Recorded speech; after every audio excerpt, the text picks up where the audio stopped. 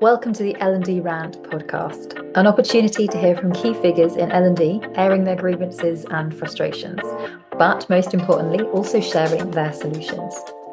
I'm really excited to be talking to Jim Kirkpatrick today, and I'll tell you something, Jim knows how to rant.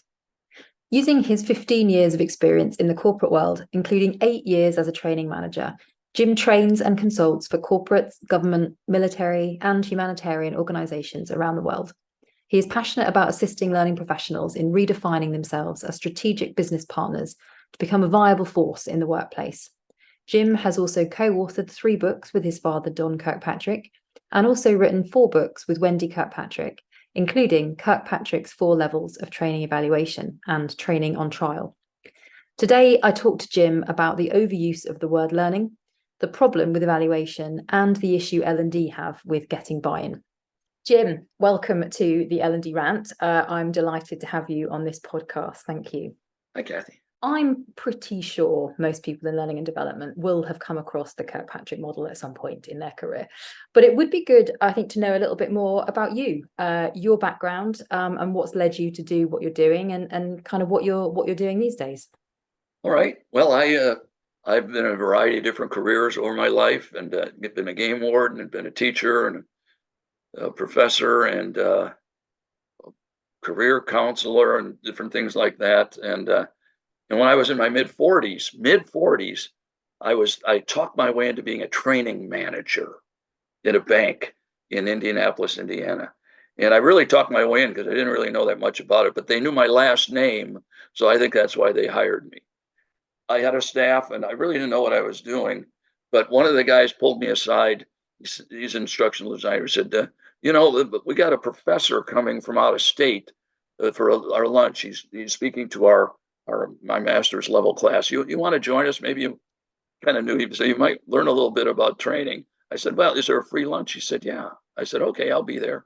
So this professor came and started talking about different things and talked about evaluation and and all of a sudden because I was just kind of not paying much attention. All of a sudden I thought, oh, wow, that's interesting. And that's interesting. And I started moving salt shakers on the table around thinking, oh, this goes here, this is here, and packets of sugar. And finally, it dawned on me that this is really a wise person that had something to share. And you may guess who it was. It was my dad. That's the first time I paid any attention to 4 levels. So from then on, I'm still moving salt shakers around and packets of sugar because we're finding more ways to make it more powerful rather than the traditional ways of smile sheets at level 1 reaction, a knowledge test at level 2, and a 90-day survey out to the field. How's it going out there? And thus the new world Kirkpatrick model. We now just call it the Kirkpatrick model, and we're trying to get people to understand that the days of just being learning professionals are just not very wise. We need to be more involved with the business, and that's where I start ranting and raving. That's really interesting. What a lovely story as well. That's really nice. I suppose it's hard. None of us really pay attention to what our parents do we? Until we sort of see it and we can relate to it and go, oh my God. I was always afraid he asked me what the 4 levels were. And I knew a couple of the words, but I didn't know what order they were in or anything. Oh, that's fascinating. That's really, really nice. And you hinted there a little bit at your kind of frustration around evaluation. What do you see in that space? What's your experience of L&D teams and how they're kind of evaluating learning at the moment? Well, you just use keywords, 2 keywords there. One is learning, and one is evaluation. And so I'm gonna take those. I'm going to start with evaluation. What people think evaluation is synonymous with measurement. Mm. We're going to measure things, and therefore, well, let's measure what's easy to measure. Let's hand out a survey after people are done, and we can put it in our LMS and get some nice measurements about what people think about the class and what they think about the instructor and all that stuff. And then, well, what else aligns with measurement? Oh, how about if we test them? We can do a knowledge test. How about that? We could even get real sophisticated and do a pre and post knowledge test. And then that'll tell us, what people learned and how they're prepared for work. And then, well, we ought to check and see what's happening. So after 90 days or 80 days or 60 days, let's send a survey across the wire to the business and the workplace, and maybe we could even talk to send a survey to the managers and the participants, the learners, and see what they think. And first of all, there's words I use called what we call it, actionable intelligence. See, when I get on a rant, I sometimes lose my train of thought, Kathy. But actionable intelligence, what this is a smile sheet at level 1, a knowledge test at level 2, and a 90-day survey is anything but intelligent. You can fill in the blank, whatever word you want to use, because you're not getting anywhere near close to the truth of reality of what's happening in the classroom and in the workplace itself. And you're leaving a lot to chance. And those are just, I'm not anti-test or anti-survey, but I am absolutely anti. Those are what people think, because they can get numbers, and then numbers tells the whole truth. And it really doesn't. There's much better ways to evaluate than that. And then measurement, thinking that, measurement, we have to measure everything or it doesn't count. And then the word learning. I'm getting a little hot under the collar here as I talk about that, because we love learning. Our industry absolutely loves it. We're in love with ourselves. I'm not talking to any individuals, but it's a really arrogant industry that we think that if people learn, that will ultimately and lead to results, and it won't. Learning is of no value in the workplace unless it's applied. And so we like to skip the performance kind of thing and provide smile sheet scores and provide learning scores and surveys and say, here's our evidence that we're contributing to the business, and the senior leaders are saying that's not what we're looking for. And even when we keep talking about we're on a learning journey, I think every one of you who's listening to this has heard the words learning journey. Well, once people get back to the job, they still learn, but we call it a learning and performance journey, because enough with the learning and putting more information in your head. It's a learning and then a performance journey, because the learning needs to turn into performance, Kirkpatrick level 3, or there will really be very minimal results just relying on people's learned enough that somehow it's magically going to turn into value. I mean, do you think then that's kind of language we should be using more in our industry? We should be referencing performance. Exactly. And when we're talking about I'm a chief learning officer, or I am a learning professional, learning journey, how about learning solutions? You know what line managers and senior leaders think of that? They think of cost center. All that is a cost center. So we can use those words talking to our colleagues. We can use learning and learner and all that, but we dare not use that language on the other side of the bridge. My dad used to say, Jim, watch your language. I don't remember when I was a kid. I don't remember what I said. I don't want to remember. But my advice is watch your language. And exactly, Kathy, as you said, when you're talking to line managers, don't use the L word. Instead, talk about performance and execution and reinforcement and support, and value and progress and leverage and protecting the learning investment. Those are the kind of words that will resonate with them rather than distance us from them. Because when we use the learning word, most of them think you're disconnected from the world of work. Yeah. And that's why we're cutting you. I absolutely agree. And I think there's already a big kind of chasm between L&D and the rest of the organization at times, as if we're not part of that organization. We're sort of sat on the periphery looking in, and actually we should really be integral to that. I mean, would you want to see a kind of bigger change, I guess, industry wide, so people's job titles, the name of learning and development teams changing? Would you like to see the word performance embedded more across the industry? Well, I still hear, whether it's talent development or learning and development, any kind of that, development means you're developing people. And again, that doesn't resonate. We absolutely want to develop them. For what reason? In order to perform their jobs better. So I rarely use the term learning and development. I always talk about learning and performance. Development is part of both. You're developing when you're learning, you're developing on the job, but developing is short of what resonates with anybody on the other side of the bridge. Yeah. And on terms, I mean, just going back a second as well to your point around evaluation, what would your advice be? I mean, for anyone listening to this who's in a learning and development role or a learning performance role, if they're currently operating like you've sort of described, and you painted a really kind of good image, which I think probably sadly reflects a lot of learning and development functions for no matter what reason, whether it's lack of kind of knowledge around that space, lack of time, lack of resource. What's a kind of good next step for someone, or what's some practical advice to help kind of change that? Well, and I'm going to give the same advice to everybody, and only because I've done it many times and people contact me and say it really made a difference. What I encourage them to do is to invite themselves across the bridge. And the kind of bridge I'm talking about is the learning side connecting to the workplace. And there's a bridge there. Sometimes there is, sometimes there isn't. But even if you have to make your own little bridge, invite yourself over there to talk to some line managers or to, some supervisors or even some training graduates over there.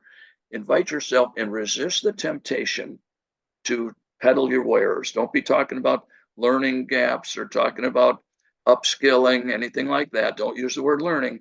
You're going over there to find out what's going on. And it works like a charm, because if you ask them, what are the biggest challenges in performance? Oh boy, something new just came up. Really, what is it? They said, do you care? I said, sure, we care. That's what we're going to try and help you with. And then they start talking.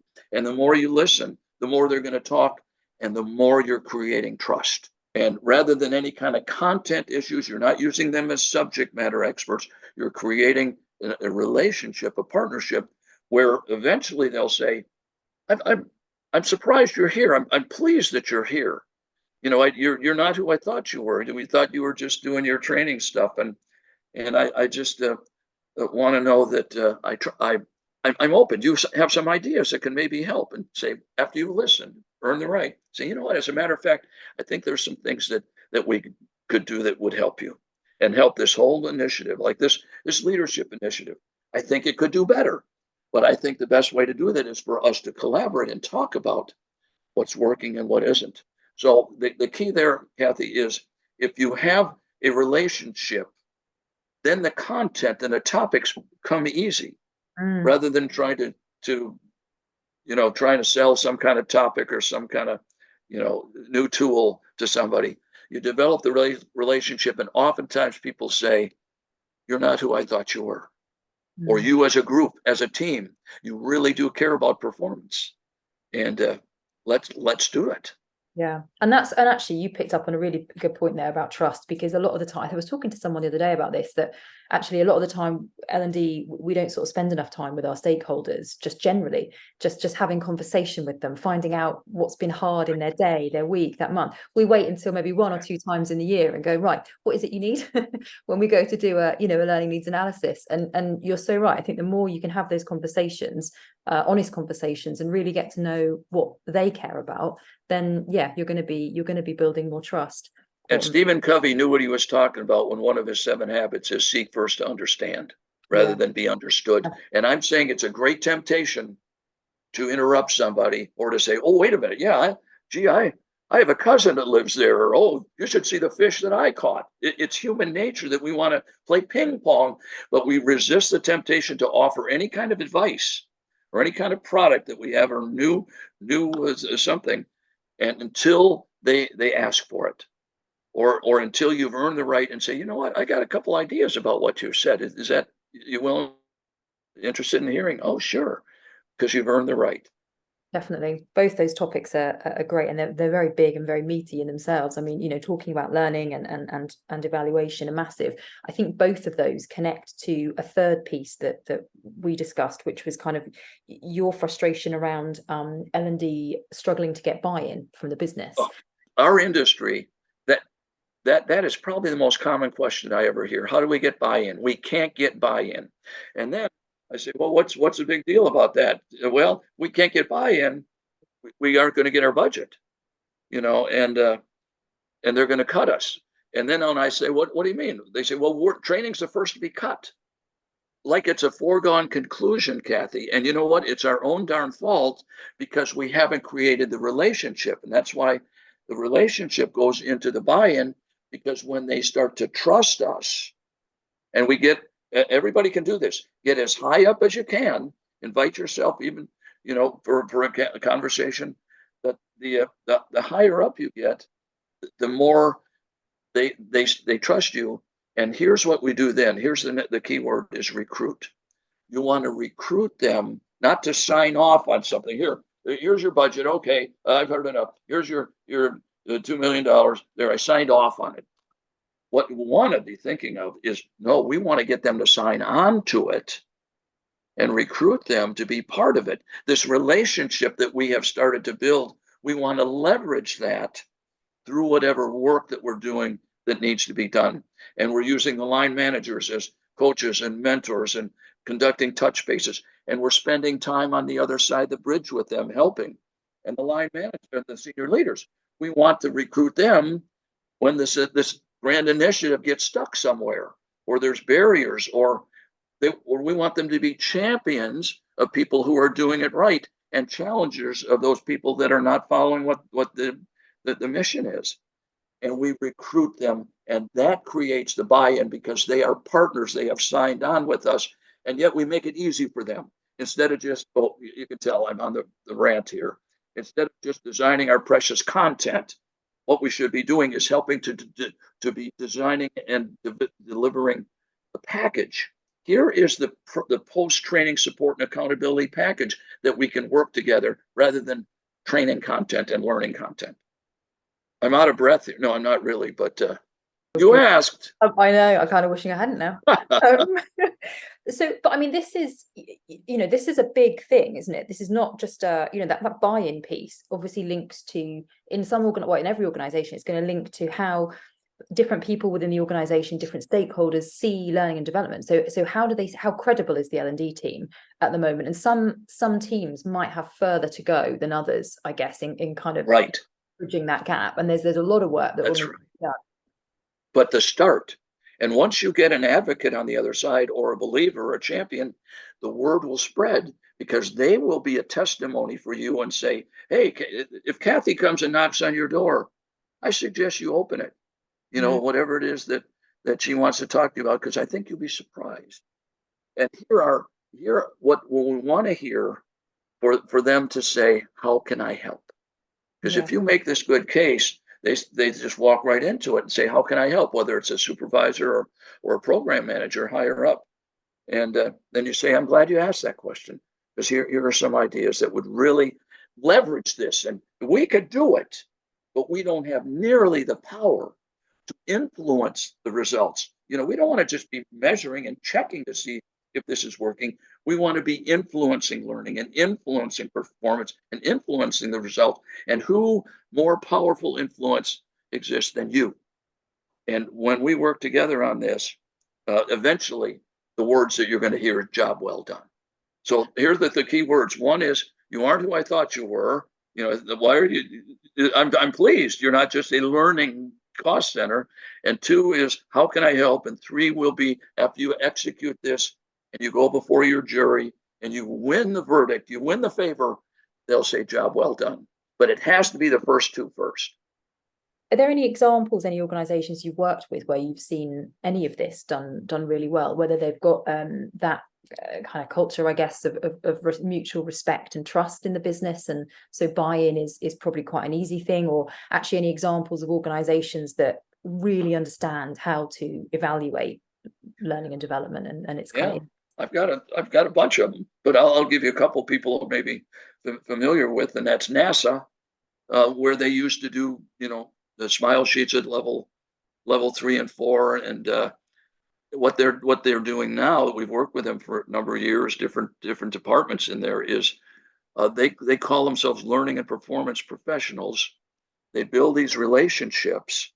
The engineers do that. They build the relationships, and what the instructional designers are now doing, that they want to get involved too, is when they're designing a program, a learning program, training program of some kind, instead of just writing the learning objectives under the description of the course, they're also adding, here are the critical tasks that you will be involved with. Here's the help you're going to get, and here's the kind of influence and outcomes you can expect from your effort. So right from the start, they're trying to point the learner to the ultimate purpose, and that is their performance and their impact.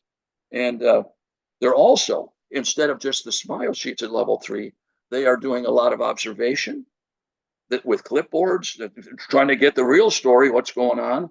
They're also talking to people. The L&P people are going across and talking to the leaders and unit leaders and trying to get information from them. So now they've got what's called the trifecta. They've got their targeted surveys. They're talking to people along the way and getting information, qualitative, quantitative data, and they're also observation. So now they're using 3 solid methods at level 3 and level 4 rather than one weak one. And what they're finding is they're getting so much closer to reality of what's going on in the workplace. Therefore, they can be better at helping to know what kind of interventions to build. Because you don't get much reality when you're just sending a survey across the wire or a postcard and saying, how's it going? This way, they're building relationships. The surveys don't build relationship. You build relationship, you get better intel, and you can make better decisions about how to improve the performance and the ultimate mission. We do the same with the Marine Corps. We're doing it with the Navy. A lot of it is coming from the military at this point that are really getting it. They're writing it into their doctrine that you must use this model. And even the Office of Personnel Management, which oversees all the training in the U.S. government, has what's called a training evaluation field guide. And we wrote it. So the greatest progress is coming from the government. That's fascinating.